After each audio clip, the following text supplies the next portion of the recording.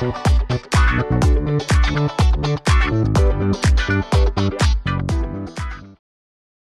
pessoal, aqui é o Moraes, muitos me conhecem como Cato, alguns como Moraes, né? Moraes Cato. Sou técnico certificado Apple e decidi fazer um curso gratuito aí, são 7 aulas, né? Tô um tempo aí sem gravar, gravei até a terceira aula, fiquei um tempo sem gravar a aula 4 porque eu estava meio gripado e também sem tempo devido aos estudos e o trabalho. Então, estou aqui gravando a aula 4. Na aula 4 vamos falar sobre BIOS e UEFI. Tá? Então hoje você vai entender, né, o básico sobre a BIOS e o UEFI. Lembrando que esse curso que eu estou dando para vocês de graça é o NV1, tá? É o nível 1. Então ele é bem básico, mas você já sabe, através desse curso você vai aprender a montar o computador do zero. Tá? Vamos lá? Bom, a BIOS, o Basic Input Output System, praticamente a entrada e saída básica, né, do sistema. Lembrando que quem está trabalhando com eletrônica, quem vai mexer com computação, é bom aprender o inglês, tá? Meu inglês não é muito bom, mas o básico do básico eu tenho aí para entender o que significa, tá? Então, a BIOS nada mais é do que um sistema básico de entrada e saída, tá? Essa é a BIOS. É um componente que fica na placa lógica, tá? Esse aqui é o modelo antigo, que eles eram encaixados e a gente conseguia fazer um upgrade ali trocando, tirando ele com uma pinça, tá? Então esse é o modelo antigo. Os novos já são circuito integrado, são soldados direto na placa. Tá? Então essa é a BIOS. Aqui é a interface gráfica da BIOS, muitos conhecem como CMOS, tá? Ele é responsável por toda a configuração de hardware e de software, tá, do computador. Então aqui você consegue controlar o boot, controlar a voltagem do processador, frequência, entre outras configurações. Certo, pessoal? Então essa interface, lembrando, grava bem isso aqui, ó, essa interface gráfica da BIOS, tá? Antigamente usava ela. E agora tem a UEFI, tá? É Unified Extendable Firmware Interface, tá? Então assim, como ela funciona, né? Como ele funciona. Então tanto a BIOS como a UEFI, ela tem uma comunicação, né? Então ela faz a leitura ali do firmware, do hardware e do sistema operacional. Então ela tem essa comunicação entre eles, né? Na tela de boot ali ele faz toda a leitura. Mais pra frente você vai entender melhor. Aqui é a interface gráfica da UEFI. Você vê que é uma interface gráfica, além de ser bonita, ela é mais fácil de você entender visualmente, tá? A BIOS ela é mais escrita, né? E aqui a UEFI ela é mais desenhada. Mas não é só a interface gráfica bonita que ela tem não, tá? Ela vai ter um upgrade muito grande aí e depois vocês vão entender o porquê, eu vou explicar o porquê desse upgrade que teve aí, tá? Então essa é a interface gráfica que você vê facilmente, você já sabe onde está aqui, ó. A temperatura do processador, a voltagem do processador, a ventoinha. E uma vantagem é que quando lançou a BIOS, toda a configuração ele faz automaticamente, tá? Então se você montar um computador e ligar ele, não precisa se preocupar que ele não vai queimar, porque a própria BIOS já faz todo o reconhecimento automático e a configuração automática, certo? Antigamente, né? Por que eu estou falando que a BIOS faz tudo automático? Porque antigamente, quem é da antiga, né, eu lembro na época que eu comecei, as placas eram configuradas por jumper. São pecinhas de plástico ali que você fazia o jumper ligando as conexões. Então você regulava a voltagem do processador. Até se você errasse, você poderia queimar o processador. Então assim, tinha alguns cuidados que você tinha que tomar na hora de fazer os jumper, tá? Então você tinha que ter um conhecimento maior na época. Hoje é mais fácil, hoje qualquer um monta um computador, porque a BIOS ela faz tudo automaticamente, né? Então antigamente tinha placas mães, né, placas lógicas que permitia você fazer ali o overclock do processador, né? Então você podia aumentar a velocidade do processador, né? O exemplo dessa daqui, ó. Então o jumper aqui, ó, o JP10 eu colocava o jumper no 1 e 2 e o BF1, BF0 eu colocava no jumper 2 e 3. Então isso aqui deixava a velocidade do processador em 150 MHz, tá? Então se eu quisesse colocar aqui, ó, 200 MHz, eu ligava o JP11 eu ligava aqui no 1 e 2, o JP10 eu deixava sem nada, o BF1 eu colocava no 2 e 3 e o BF0 no 1 e 2. Então toda essa configuração era feita por jumper, tá? Hoje não, hoje você consegue fazer tudo na BIOS. Então hoje ficou muito fácil. Qualquer um pode montar um computador sem segredo nenhum, tá? Antigamente você tinha sim que ter esses conhecimentos, né, para poder montar um computador, não era qualquer um que montava. Não sei se você já pegou aqui, ó. Isso aqui é os a configuração do painel frontal dos gabinetes, né? As torres, né, de computador antigamente. O pessoal chama de CPU, lembra? Não é CPU, tá? CPU é o processador. A torre, o gabinete é onde você monta ali todos os componentes, né, do computador lá dentro. Você coloca a placa-mãe, tudo. Então, todas essas torres, ela tem essa configuração, tá? Então aqui, ó, o HD LED, o reset, o Power LED, o Power Switch, né? Então você tinha que fazer a configuração por jumper também. Isso aqui fazia simplesmente um jumper, ligava aqui um ponto com o outro e funcionava a parte frontal da torre, né? Que é o botão liga-desliga, os LEDs ali, né? O botão reset. Então essa aqui era a configuração. Hoje em dia, essas configurações já são padrão, né? Então praticamente o pino já vem todo montado. Aqui eu vou falar um pouco sobre BIOS e UEFI, a diferença entre os dois na questão do boot, né? Lembra que eu falei para você que quando você liga o computador, a BIOS e o UEFI eles faz todo o controle ali na hora do boot, ele faz toda a leitura, né?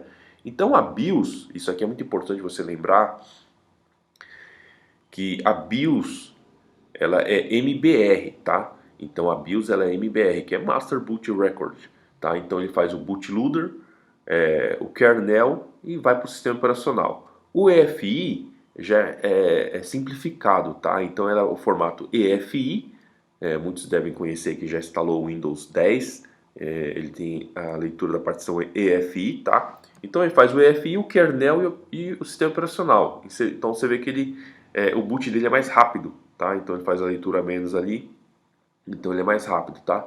Então assim, o sistema de leitura é diferente, tá? Então para você entender o que é a diferença da BIOS e da UEFI, é o sistema de leitura das partições, tá? Então a partição da BIOS ela lê o MBR e o EFI lê o EFI, tá? Então isso você precisa gravar muito bem, porque por exemplo, se você vai instalar o Windows 10 em um computador antigo, quando você for gravar no pendrive o instalador, você tem que gravar em formato MBR, senão o computador antigo não vai ler o EFI, porque a BIOS antiga, existem algumas BIOS que tem a opção de ler o EFI, mas as mais antigas não tem essa opção, só lê a partição MBR, tá? Então, para você entender melhor o que é o MBR e o GPT, tá? Que é o sistema de formatação, o MBR lembrando que é da BIOS e o GPT é do UEFI, tá? Então tem essa diferença aí. Para você gravar fácil é simples. Lembrando que o MBR é o sistema antigo e o GPT é o sistema novo, tá? Então o Master Boot Record é o antigo e o GUID Partition Table é o novo, tá? Então sempre lembrar isso daí. Eu coloquei em inglês aqui para você já ir aprendendo, old e new, tá? Então aqui novamente para você lembrar, né? Põe na sua cabeça fixa aí a imagem daquele computador antigo, né? De mesa, pesado, com aquela tela de tubo, né? É o MBR. E o GPT são os novos computadores, né? Lembrando que tem notebook também antigo que também é MBR, tá? Então se você tiver uma instalação do Windows 10 no formato GPT e tentar instalar em computador que é MBR, não vai ler o pendrive, tá? Então você tem que saber disso, tem que ter esse entendimento aí, tá? Então lembrando, pela BIOS você consegue identificar isso. Se a BIOS tiver, quando você entrar na BIOS tiver a opção para você ativar o boot EFI, você consegue instalar normal o Windows 10. Se não tiver, você tem que gravar o instalador em MBR. Ah, mas como eu faço isso? Simples. Para quem tem Windows pode usar o programa Rufus, tá? Ele é muito bom. Então quando você for gravar aqui, você coloca aqui, ó, esquema de partição MBR ou GPT. Aqui no caso tá esquema de partição em MBR. O MBR ele já mostra aqui que ele lê no sistema tanto BIOS como o EFI, tá? O EFI, como é um sistema mais novo, ele consegue também fazer a leitura do MBR. Já a BIOS não, se você colocar o GPT, ele vai dar a opção de o EFI, tá? Então, para você entender a diferença aqui. Então, quando você for gravar o pendrive de instalação de boot, né? No caso aqui, esse aqui é um exemplo do Ubuntu, tá? Que eu estava gravando. Então, eu tirei o print aqui e você consegue, mesmo sendo Windows, tá? Você consegue mudar aqui o esquema de partição. Não esquece que o MBR é para computadores antigos e o GPT para computadores novos, tá? Para quem tem Linux ou Mac, pode usar esse programinha aqui, tá? O NetBooting, tá? Eu vou deixar os links aí na descrição do vídeo para você conseguir baixar aí tanto esse quanto esse, tá? Então aí você pode escolher da sua opção e gosto, tá? Para quem tem Windows, pode usar o Rufus, que ele é muito bom. Então não esquece dessa regra, tá, pessoal? MBR, computador antigo, GPT, computador novo. Agora vamos para o que interessa, tá? Realmente a informação técnica que vale para quem é técnico.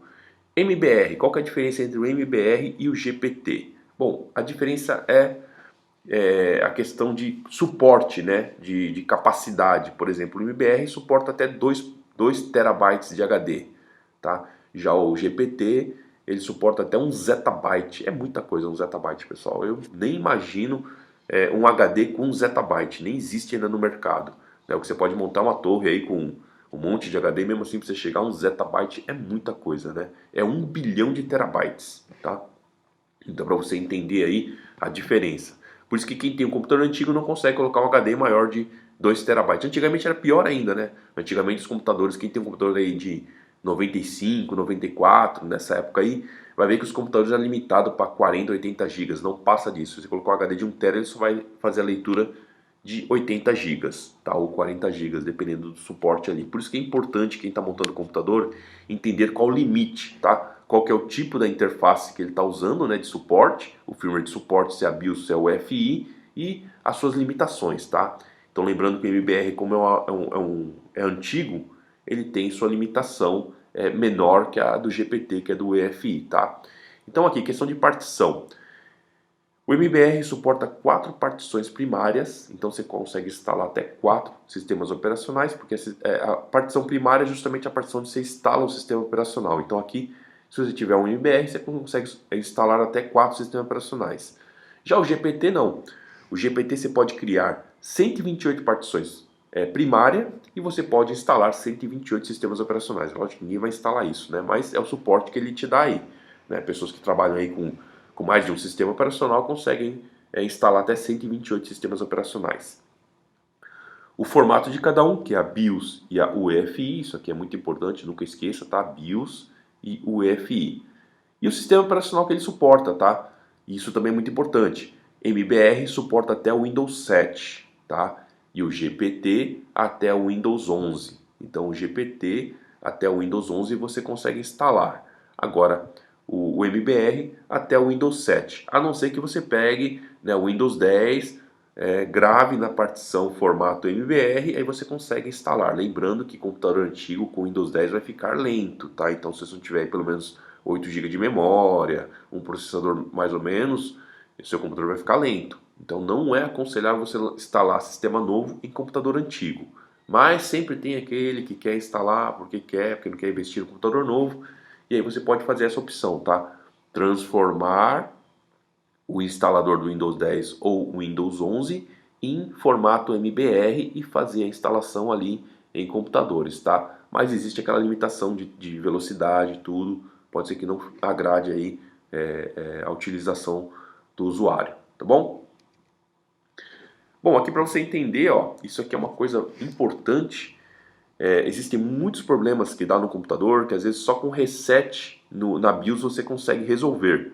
Antigamente a gente fazia o reset, até hoje ainda muitas máquinas ainda fazem o reset pela placa lógica, tá? Então você abre o computador, aqui é onde você faz o jumper. Você pode encostar uma pinça de um lado ao outro, você monta o jumper com uma pinça, ou você pode encaixar lá a capinha de plástico, ele já faz o jumper e dá um reset. Lembrando que você só encaixa e tira, tá? Não pode deixar conectado, senão ele vai ficar resetando direto a sua BIOS, né? Isso ninguém quer, tá? Então o reset é uma coisa ali de 3 segundos, conectou, tirou, já tá bom. Então geralmente eu uso a pinça, tá?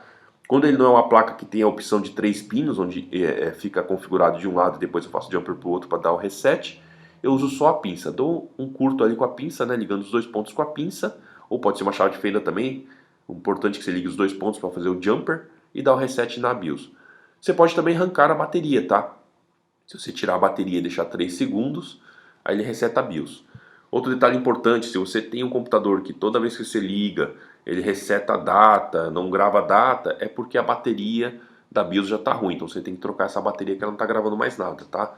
Então essa bateria é o que faz a função de gravar as coisas em memória RAM, tá? Então sem ela você dá um reset na memória RAM e apaga tudo, tá bom? Que é uma memória virtual ali. Aqui ó, é uma placa, como eu falei, que tem 3 pinos, né? Então ela tem o jumper feito aqui do lado direito. E se eu quiser dar um reset esse CLR é Clear CMOS, tá? Então na placa lógica você identificar isso aqui, ó, CLR é clear, CMOS. Então se você puxar esse jumper para cá, ele dá o clear, ele faz o reset. Lembrando que se você colocou para cá, você tem que voltar para cá, não pode deixar ele para cá, senão ele vai fazer um reset toda hora que você ligar o computador, vai fazer o reset, tá? Então deixa configurado para o lado direito. Bom, pessoal, esse é o final da aula, né? Eu espero que você tenha entendido o que é a BIOS, né? Como funciona a BIOS. A partir daqui você já consegue configurar a sua BIOS para fazer o boot, né? Se você entrar na BIOS ali, se for notebook é o F2, se for computador é o delete. Ali entrando na BIOS você consegue. Não tenta fazer overclock no processador, tá, pessoal? Respeita ali, vê os limites do fabricante, mas pelo menos ali o boot inicial você consegue configurar, né? Consegue dar uma olhada ali na BIOS como funciona, tá? Essa é uma aula básica, não vou me aprofundar em cada ferramenta da BIOS, tá? Mas é para você entender mesmo a função da BIOS e como ela funciona. Tá bom, pessoal? Bom, espero que você tenha gostado da aula. Não esquece, se você chegou até aqui, curte o vídeo, compartilhe o vídeo, se inscreva no canal, que eu vou estar fazendo mais aulas aí, né? Lembrando que essa série são 7 aulas, então até a 7ª aula eu vou estar gravando aí. E na 8ª aula vai ser um bônus, onde eu vou montar um computador do zero, tá? Então você vai ver como é que monta um computador do zero e você vai aprender aí a estar montando o computador.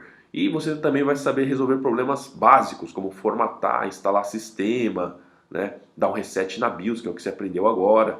Né? Às vezes tem alguns problemas de inicialização do computador que você resolve dando reset na BIOS. Bom, pessoal, essa é a aula. Te vejo na próxima aula. Um abraço a todos.